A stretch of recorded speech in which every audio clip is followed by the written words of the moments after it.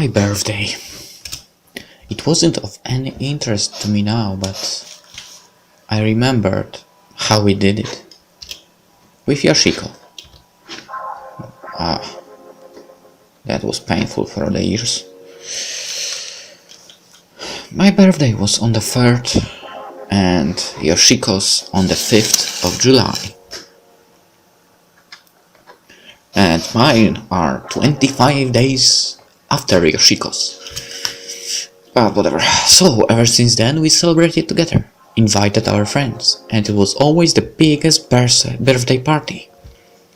The summer was beginning at that time, and there was always someone whose parents were willing to go out for the day and leave their place for us to have the party in. That time it was at Nami's place. It was also the time when Nami started to be with us more. Not that she wouldn't be our friend, but she wasn't as closely in our group as Kumi, Mori or Yoshiko. And she was really pretty, much more popular than any of us. Alright, so we are skipping from pretty to popular. That makes sense. Nevertheless, she wasn't a bad person. In fact, everyone liked her, because she wasn't too dominant or too passive. She was a nice person. That time we gathered in quite a number. There was Nami, then her sister Reika, who was a year younger than us, going into the 1st grade, but she took part in several of our undertakings, so she was just like any other classmate. And she was fun to be with. Even Nami looked passive in the presence of her sister. Almost everyone came, and it was to be the biggest party we ever had. Nami's parents were away for 2 days, so there was also a possibility of staying overnight, in case the parents would allow us. And I remember it as being truly the best time I had in my time at Mizumi grounds. After the party, a great summer followed. We met, we were going for walks, we were going swimming, playing tennis, riding our bicycles, from time to time went to see a movie or just hang out with nothing to do. Sometimes, when there was an exhibition in the museum or so, we also went to see that. And of course we ate lots of ice cream. My birthday was on Saturday, but the party was on Sunday. It began with everyone gathering around 3. Everyone brought something to eat or snack. Although the girls promised to cook something for dinner. There was surprisingly little of us boys in there, but because we were all friends, no one thought it was strange or anything. We started around 4 when Mori once again brought a very good movie for us to watch. After we finished watching, some of the girls went to the kitchen. The others were talking and doing whatever came to their mind, like reading or just watching some sports on TV. From time to time, people would take a peek into the kitchen to see what the girls were doing. We were discussing movie, and although we really wanted to snack on the things we brought, the other girls in the room were forbidding us that, because we would have to eat the dinner first. Rin and Kumi were the main cooks, and Yoshiko helped them together with Nami. We had a simple chicken with rice. Actually, it tasted quite good. It was warm, and despite the warnings of Rin and Kumi that the meal was experimental, and that it wasn't their best and other things, it was really okay. Then we wanted to play something, a board game or cards, but Nami didn't really have all that much at home. We played the trivia for a while, then we switched to some economic game, but that also got boring quickly, so Monopoly mainly. So we decided to just walk around the neighborhood. And we did. We formed smaller groups, 2 or 3 people, and were talking about whatever came to mind. I remember talking with Kumi. We were walking alone, and it was really a great time. There was no set goal as to where we went, and after a few hours we came back. When we then come back to Nam's place, we were all over the leftover snacks. Also, we didn't make any efforts to switch on the lights at this time. It was a nice atmosphere. Sanji was the only one who had to go home. Kumi was also a candidate, but she found her parents and they gave her the permission. Then, someone I don't quite remember who it was, suggested the bottle game. It was perfect. The game was based on spinning a bottle when everyone was sitting around in a circle. Whoever the bottle pointed at had to do something that was decided on before it was spun. It always started off slowly, with having to name your favorite actor or actress, through 10 push-ups, all the way to a much more personal level later on. Finally, there were questions of whether you already have held someone's hand, or even kissed someone. It could end up with having to hug someone or telling who of the present people is the most handsome or pretty. Variations like guessing a person by touching his or her face blindfolded were also possible. I remember I got Nami. I recognized her hair. It was really fantastic and I don't think I will ever forget that night. We went to sleep at around 3 in the morning.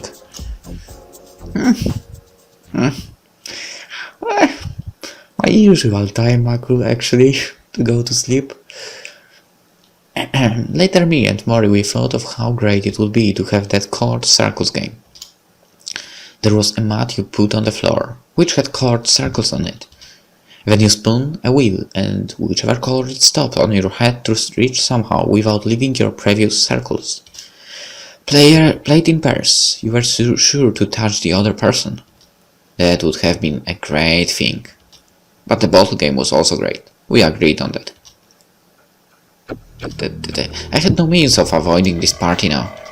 I thought of joining Seto when he was going to go home, but I was afraid all the others would talk me into staying. In addition to that, it was basically all for Yoshiko and me, so how would that look? I couldn't be that bad to them, despite all the things that were in my head now. And it was really not because of them, but because of the situation. They had nothing to do with it. I thought about whether we are going to play the battle game in the evening. If I could do something to prevent it. I had absolutely no intention of touching anyone that evening, and besides, if I had, that would be nothing new to me. It wasn't going to be new to me to touch a girl. I have done it a million times with the girls I loved. But not Miori and these girls. I had really no interest in any of them. For sure, Sunday morning I took out my bicycle. Yesterday my parents wished me all the best for my birthday and I got a small birthday cake. Normally, as every other kid, I would find this very pragmatic. I'd eat the cake and get away as soon as possible. But I really saw how they loved me and I gave them that time with me. We had a nice talk. I sort of kept this to myself until the Sunday, when it all came back to me how they care. I had tears in my eyes. Partly because of the birthday, and partly because of me. Although I felt at home, although I felt they were my parents, there was something missing. I missed my real parents, the ones that were much older. I felt really alone. And I just tried to get it all by exhausting myself on my bicycle. Did it help? I don't know. Still, I came home refreshed. My birthday. It was horrible. I recalculated it all once again. My birthday was on the 3rd of July, but I lost 126 days when I woke up on the 7th of September instead of the 5th of May. And from the 4th of May until the 3rd of July it would be 60 days. So my true birthday now was 60 days past my awakening on the 7th of September. And that was the 6th of November. There was no July 3rd for me anymore. I thought about how I was never going to be able to officially celebrate my new birthday. Because this boy I was now was born on the 3rd of July. And I felt so sorry for all those who were honestly wishing me all the best. This physical exhaustion was very good for me. It eased my mind off a little. I took a shower after the bike run. So this was it, huh? Yoshiko and my birthdays were always a signal that our summer holidays were beginning. But that was... what was I to do in this situation? I thought that if there was something like a Redux, I could relieve everything. I could enjoy it much more than I did before. Absolutely nothing of that sort happened. It was more and more a nightmare. I felt more and more a stranger, and the only thing that was left for me to do was to hope that I will one day get accustomed to this. That one day, in 5 or 6 years, these girls will finally become women with which I won't have a problem being with. Because what else could I do? I could only wait. No, you could only move your ass. For Miori, or even for Kotona. At this stage, I didn't know anymore. Just move your ass. I know it might be hard, but move your ass. Should I perhaps try to make something out of my former relationships with Akane or Hikaru? No! Try with those two. Well, one at a time. Perhaps it will work out this time. No. Yeah, it was true. I almost smiled at myself. That was me, back then, thinking girls are divided into those I can have and those who are out of my reach. At that time, I really felt so, but it was plain foolish. The more popular girls were no strange being from a different universe. It was all in my head, in my mind. Well, in my head, in my mind, the same thing actually. Still, I understood that the specific environment of the school will have an effect on this perception, but experience showed me that every single girl is as unique as any other. Wow, and you needed a Redux to understand that. Wow, that popularity will have less and less meanings as time goes on, and perhaps it's our fault, the boys. Mori had this very clear ranking, one that most of the boys at this age had. And in this, it was natural to have Kotone on the top, or Nami higher than Akari.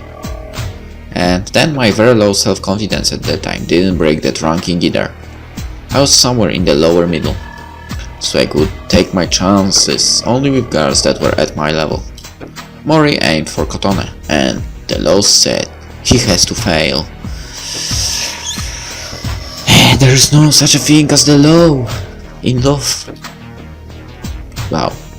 Wow, so philosophical. And so he did.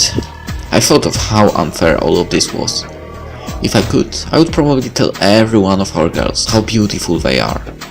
Not that I wouldn't prefer certain types of girls, but in the end, you couldn't really make a wrong choice in our class. Mori and Kotone, what seemed so logically impossible before seemed normal now. It wouldn't be that shocking to see Mori and Kotone together. He was a good person, and so was she. Although, perhaps this was not a great example. From all that I saw and heard from the times I've been with Kotone, one had to see Mori wasn't the person she was looking for. But that wasn't the point. The point was, Kotone never thought less of him. And so I arrived at Nami's place. Reika, Nami's sister, opened the door for me and showed me in. Nami and she were still cleaning up the last bits. I helped them with it and started to sort the things I brought in the kitchen. Reika was once again very talkative. It almost seemed as if the party was being organized by her. When everyone was there, the official ceremony of the congratulations started. Yoshiko and I wished each other all the best, and then everyone wished us well. Some people even gave us small presents. Then Mori took out his movie and we began watching. Still, I already saw it a few times. I would probably get bored very quickly, but by now, I got used to this kind of situation. Everyone seemed to like the movie, and then, as scheduled, the girls went away to prepare dinner. I left everyone to do whatever they were doing and went to look what the girls were making in the kitchen. When I came to the kitchen, Rin and Kumi were just preparing the meat. And I don't know, somehow I asked them what they were doing. This and that. And I guess I wanted to help them. So I started to gather all the useful things they will need later on, so they don't have to bother looking for them themselves. I asked Nami whether they had this or that. Then I asked Kumi to help with something else. I explained to them that a certain spice will add flavor, and when they asked me, I showed them how to cut nice, even pieces. I then tried my cooking with Hikaru, who was a great cook. It was still not like I was cooking it myself. I was just directing them and suggesting and helping them. I could see Nami, who came into the kitchen, be almost speechless when she saw me do it all so skillfully. I also suggested a special ingredient for the chicken, something unusual, but I assured the others it will taste great, and the smell alone was proving me right. I taught Rin how to work with the pan and some other tricks. She was a fast learner. When all was done, Nami and Reika started to prepare the tables for dinner. There were several tables and we pushed them all together so that we could eat in one place. Still, it looked strange. Mori was sitting on a small chair, and the tables were of different heights, but didn't seem to matter to anyone. I was helping in carrying the plates to the tables. At that time, someone rang the doorbell. Reika jumped to open the door because she was expecting a friend who was supposed to come as well, her classmate. We had quite a lot prepared, so one extra wouldn't be bad bother. I was in the kitchen with Kumi, coming with plates of food in my hands, when I heard the girl in the living room silently say hello to everyone. At that moment, I came into the room to see Ikiko. I was almost frozen. I felt so sorry for this girl, the way she was tricked by Yorasuke, but Reika didn't seem to share any of these sentiments with anyone, as she cheerfully introduced the girl to us. Everyone, this is Megumi. So, I couldn't believe my ears. This was not Ikiko? But how? I started to think about what happened. In fact, I never really got the name of this girl confirmed. I just assumed it was Ikiko, because I saw her that time after the incident, walking next to Reika, looking away from me. I had to put the hot plates on the table. I gave one to Rin and one to Mori. But then I realized, Megumi, that name, I have heard only once. Or read only once? Read only once? It was that one signed Love's Day note. Could that be her? Could Reika have set her up? I didn't know. Still, despite this strange feeling of mine, everyone was having a good time. And even Megumi seemed to relax. It wasn't my intention, but one moment I was alone in the kitchen washing the dishes, and Megumi brought some dirty plates. She asked me whether I needed some help with drying or anything. I told her I was fine. Later, I felt sorry for not letting her help. She asked kindly and I sent her away like that. And she was very quick to go, because she didn't want to be a bother. I felt bad about it. And so, while the others were talking and playing board games in the living room, I went to get some fresh air on the balcony. I thought about how everyone was praising me for the food. Of course, because the girls told everyone how a great cook I was, so they thought it was all my doing. The worst thing was that I once again denied our girls an experience. What will I remember? My perfect food or that slightly burned one they gave us before the Redux? I was such a horrible person. I should have known better, but I didn't. That was really the first time Kumi and Rin cooked for someone, be it only friends. And I ruined this moment by completely taking over something that should have been their accomplishment. Then we decided to go for the walk. This time I walked with the Ueno sisters and we had a nice talk. I was in the middle, Reika on my right, Nami on my left. I didn't really want to get into this kind of situation, but then again, there was no harm. Or so I hoped. But the walk was very relaxing. Still, the worst was yet to come. I prayed that we wouldn't play the bottle game, and I should have been happy that we really didn't. But the only reason was that Reika brought the game with the colored circles. You are doomed. It was a shock. This was possibly even worse for me, because we would have to touch even more. Needless to say, everyone was in. And me. I even suspected Reika set this whole thing up for Megumi. Why? Because she proposed a strange pairing system which incidentally turned out to involve me and Megumi as pair, among others. I didn't think I was making things up, when I suspected that Reika just wanted to help her friend who apparently liked me. And so, the horror continued. We were playing well into the night, and while I tried to remain as nice as possible, I couldn't help to feel bad whenever I touched their bodies. And I had to do this with almost everyone. And with Nami it was very close. So close in fact that I deliberately made it look like slipped and lost the game. Really, had I continued, Nami wouldn't be able to balance herself and she would fall on top of me. Damn it. I think I wouldn't hesitate. Which was in a way the purpose of the game, but I just couldn't go that far. When we all went to sleep, well, after midnight, I was relieved. But more I think, I still wouldn't like to have a Redux like that. Yeah, I think not. It's weird, I guess. Well, yeah, I think it would be weird, actually, just like that guy is saying. I mean, I would probably try to act differently in different situations, but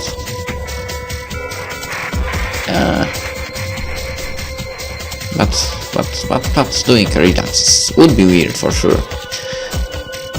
As we can see, it probably is a weird experience. When we all went to sleep, well, after midnight, I was relieved. Of course I played along, I didn't want to spoil the game for them, I didn't want to take away their first touches, and I had to act not to look disgusted. Still, I felt terrible. I just wanted to go home and wash away those touches that I felt like a burning pain all over my body. Some people were still talking. We were all sleeping on the floors, covered with whatever Nami and Reika found. I was sleeping in a sleeping bag with my face right next to Nami's, because there was just that little space. I felt it that night. I really didn't belong into their wall.